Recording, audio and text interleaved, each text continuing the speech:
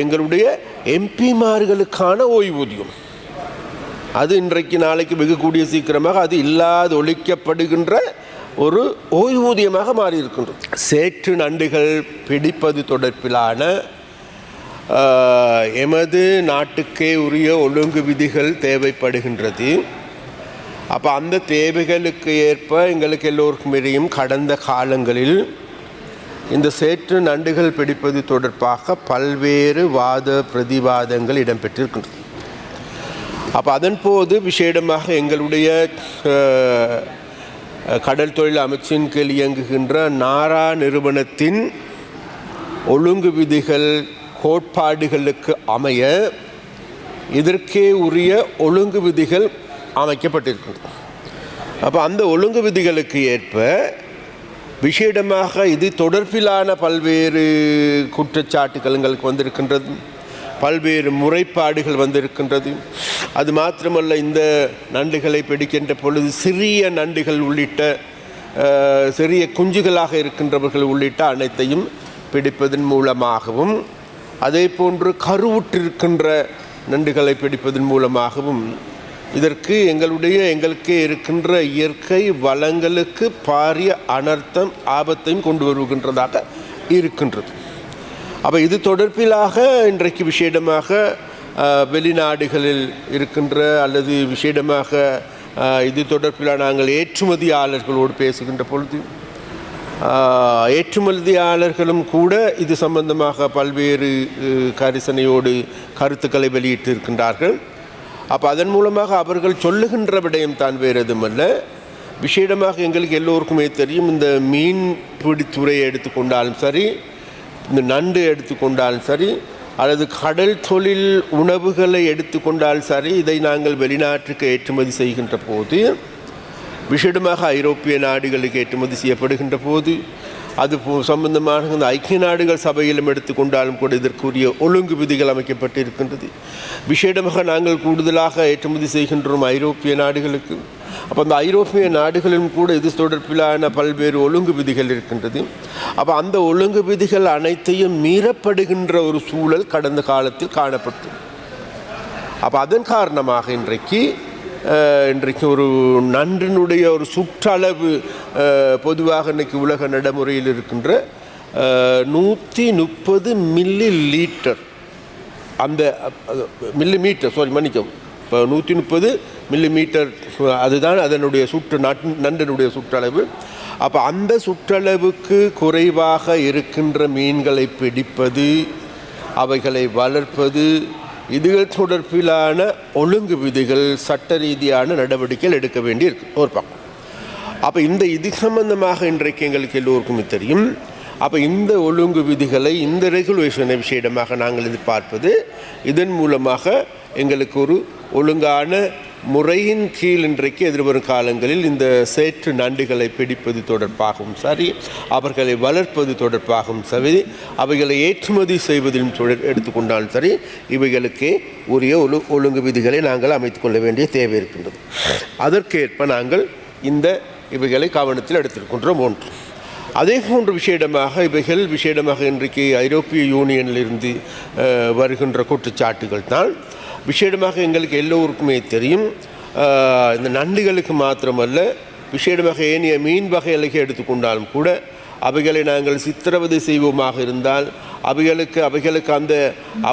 அவர்களால் முன்மொழியப்பட்டிருக்கின்ற அந்த ஒழுங்கு விதிகளுக்கு, ஒழுங்கு முறைகளுக்கு மாறாக மீன் பிடிக்கப்படுகின்ற பொழுது, சட்டவிரோதமாக மீன் பிடிக்கப்படுகின்ற பொழுது, அதற்காக வேண்டி இன்றைக்கி நாங்கள் சட்டவிரோதமாக தடை செய்யப்பட்டிருக்கின்ற வலைகள் அல்லது அந்த சட்டவிரோத முறைமைகள் மூலமாக பிடிக்கின்ற மீன்கள் என்பது உண்மையிலேயே அவைகள் ஏற்றுமதிக்கு ஏற்றுக்கொள்ள முடியாத, அவர்களால் நிராகரிக்கப்படுகின்ற ஒரு நிலையும் கூட காணப்படுகிறது.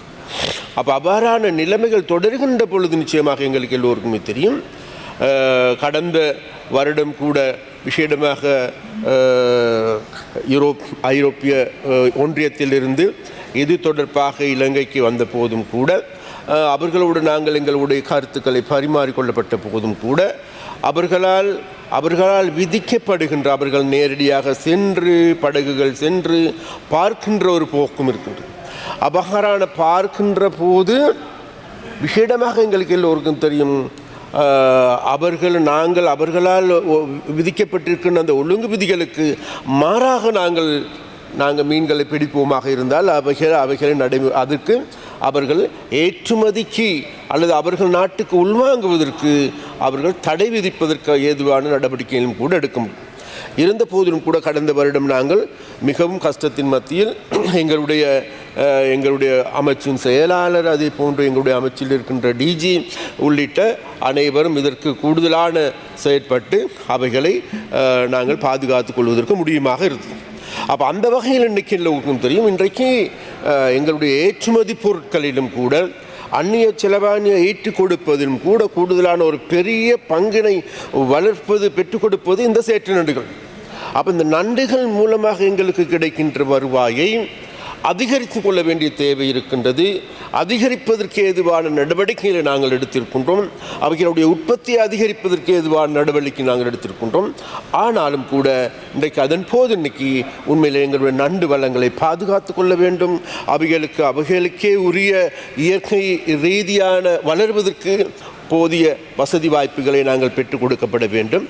அந்த வகையில் விசேடமாக இந்த ரெகுலேஷன், இன்றைக்கு கொண்டு வந்திருக்கின்ற இந்த ரெகுலேஷன் என்பது மிகவும் முக்கியமானது. அதனால் இந்த சபையிடம் நாங்கள் கேட்டுக்கொள்கின்றோம், அதை எங்களுக்கு நிறைவேற்றி தருமாறு நாங்கள் மிக மிக வினயமாக கேட்டுக்கொள்கின்றோம். அதே போன்று எங்களுக்கு எல்லோருக்குமே தெரியும், விசேடமாக இன்னொரு முக்கியமான விடயம்தான், வேறு எதுவுமல்ல, இந்த நாட்டில் இருக்கின்ற விசேடமாக கடற்தொழிலாளர் நீண்ட காலமாக இந்த நாட்டுக்காக வேண்டி தாங்களுடைய உயிரையும் கூட பணயம் வைத்து எமது நாட்டினுடைய வருவாய்க்கு, எமது நாட்டினுடைய மக்களுக்கு வழங்கப்படுகின்ற புரதச்சத்தை எடுத்துக்கொண்டாலும் சரி, இவைகளுக்காக பாரிய அர்ப்பணிப்போடு செயற்படுகின்ற ஒரு பிரிவினர் என்றால் வேறு யாருமல்ல, அது எங்களுடைய மீனவர்கள் ஆகும். அப்போ அந்த வகையில் அந்த மீனவர்களுடைய தேவைகள், பல்வேறு தேவைகள் இருக்கின்றது என்பதும் கூட எங்களுக்கு எல்லோருக்குமே நன்றாக தெரியும். அப்போ அந்த தேவைகளில் இருந்து அவர்களை பாதுகாத்து கொள்ள வேண்டிய, அவர்கள் தொடர்ச்சியாக அவர்களுடைய தொழிலை மிக ஊக்கத்துடன் செய்ய வேண்டிய ஒரு தேவை இருக்கின்றது.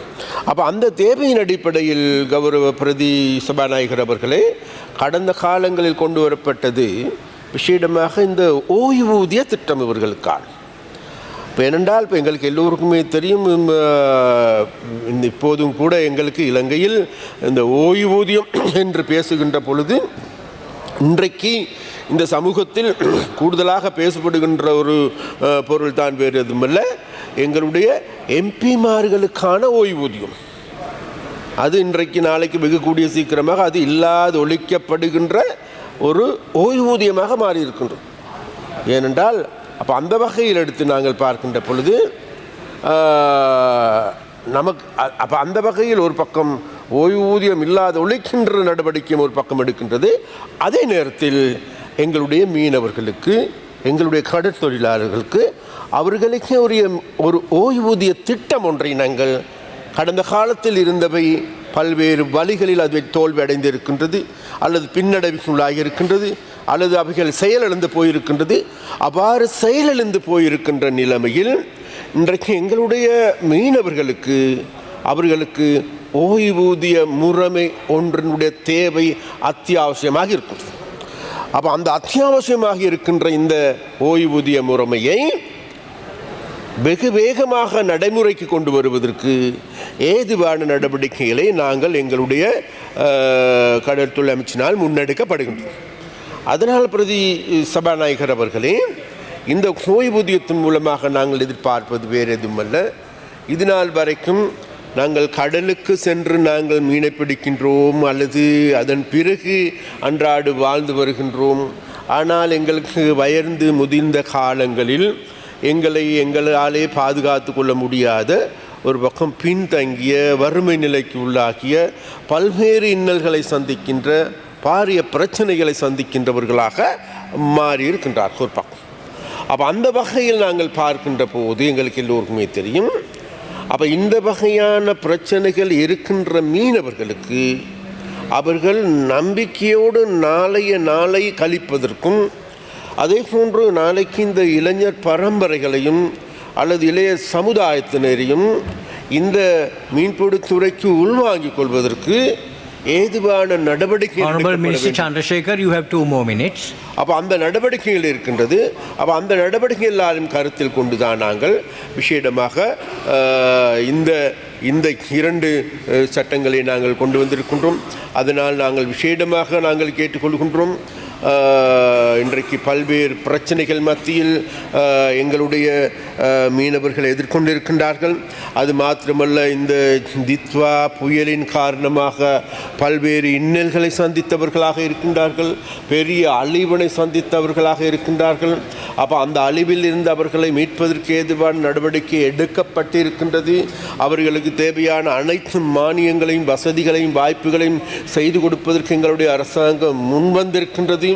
அப்போ அந்த நிலைமையில் இருந்து நாங்கள் பார்க்கின்ற பொழுது விசேடமாக இன்றைக்கு எங்களுக்கு பேரழிவினை ஏற்படுத்தி இருக்கின்ற இந்த தித்வா புயலின் போது எங்களுடைய விசேடமாக எங்களுடைய படகுகளை நாங்கள் தேடி பார்த்தாலும் சரி, எங்களுடைய விசேடமாக இன்றைக்கு எங்களுக்கு எல்லோருக்குமே தெரியும், மல்டிடே போட் வந்து 13 எங்களுக்கு முற்றாக செயலிழந்து போயிருக்கின்றது, முற்றாக அழிந்திருக்கின்றது.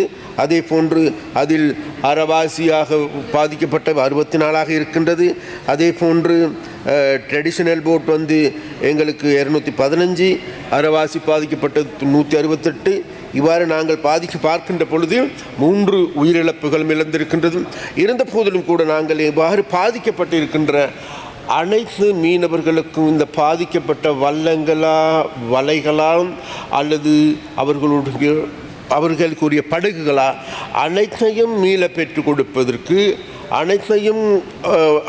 அனைத்துக்கும் இலவசமாக ஏதுவான நடவடிக்கைகளை நாங்கள் எடுத்திருக்கின்றோம்.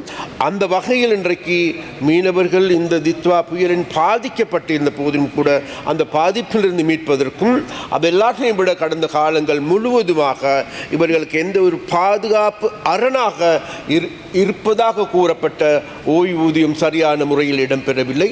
அந்த ஓய்வூதிய திட்டத்தை சரிவரையில் நடைமுறைப்படுத்தி எதிர்வரும் காலங்களில் நிரந்தரமான ஓய்வூதியத்தை பெற்றுக்கொள்வதற்கு அவர்களுடைய நிதியின் மூலமாகவே உருவாக்கப்படுகின்ற இந்த ஓய்வூதியத்தை பலப்படுத்துவதற்கும் அதை நடைமுறைப்படுத்துவதற்கும் இந்த சபை ஒத்துழைப்பு வழங்குமாறு கேட்டுக்கொண்டு விடைபெறுகின்றேன். நன்றி, வணக்கம்.